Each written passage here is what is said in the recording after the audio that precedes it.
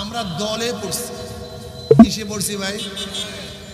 এর জন্য বুঝ নেওয়া যায় না, আমরা লোভে পড়ছি, এর জন্য দেখি না, বুঝতেও চাই না। আপনারা কোরআনের মধ্যে হুদুদের কথা শুনছেন না? হুদুদ পাখির কথা, কোরআনের মধ্যে হুদুদ পাখির কথা আসছে। হুদুদ পাখি নবী সুলাইমান আলাইহিস সালাতু ওয়াস সালামের সাথে থাকতো। হুদুদের গুণ ছিল 50 হাত মাটির নিচের পানি দেখতে পারত। এটা আল্লাহ পাক এই গুণে গুণান্বিত করেছেন। একজনে প্রশ্ন করছে, হুদুদ তোর গুণ কি? আমি মাটির নিচের পানি দেখতে পাই। বলে মিথ্যা কথা বলো তুই। বলে কেন?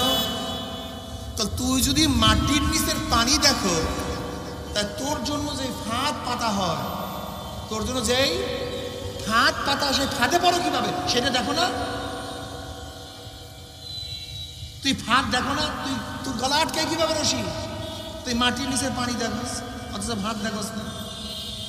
এইবার হুদুদের জবাবটা কিয়ামত পর্যন্ত মনে রাখবেন, কিয়ামত পর্যন্ত মনে রাখবেন। এই হুদুদের জবাব চমৎকার জবাব, এটা কিয়ামত পর্যন্ত মনে রাখার মতো।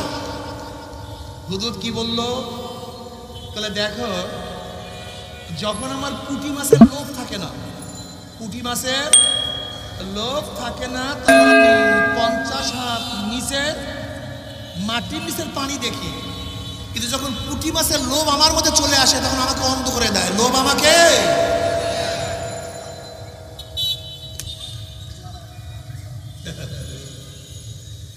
হক কি মানুষে বুঝে না?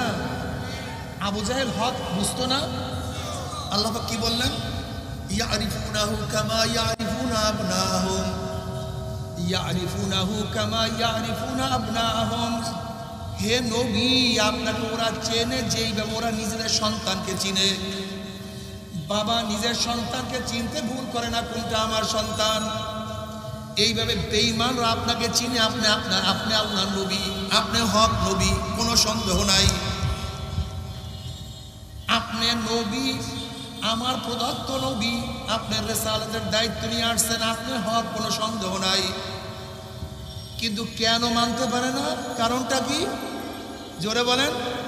ক্ষমতার লোভ, অর্থের লোভ, সম্মান ইজ্জাতের লোভ ওদেরকে অন্ধ করিয়া ফেলাইছে। বিশ্বাস এখানে হাজারো মুসলমান আছে যারা মনে করে আমরা যেই দল করি এইটা ইসলামের দুশ্মন, আমরা যেই পার্টি করি এটা চাঁদাবাজির পার্টি, আমরা যাদের পিছনে নামি, যাদের পিছনে স্লোগান, এরা খুনি, এরা ডাকাত, এরা ধর্ষক, এরা জালেম, বোঝে না তা না। কিন্তু তারপরও তাদের পিছনে কেন? ওই সাদার লোভ তাদেরকে অন্ধ করিয়া ফেলাইছে, ওই ক্ষমতার লোভ তাদেরকে অন্ধ করিয়া ফেলাইছে, তাদের সম্মানের লোভ থেকে অন্ধ করিয়া ফেলাইছে। যেরকম আবু জাহাল আমার নবীকে চেনার পরেও ঈমান আনতে পারে না লোভের কারণে, এরকম আমার হাজারো মুসলমান বাবারা, আমার লক্ষ লক্ষ মা বোনেরা লোভের কারণে হক বোঝার পরে তারা হককে গ্রহণ করতে পারে না। ওরা বোঝে হক কিন্তু গ্রহণ করতে পারে না। কেন? জোরে বলে। লোভ। আমার চাঁদা চলিয়ে, আমার সম্মান থাকবে না, আমার সেক্রেটারি সভাপতি থাকবে না। যদি লোভকে দূর করতে পারো, আমার মাওলা তোমাকে এমন কিছু দান করবে যা চিন্তাও করতে পারবে না।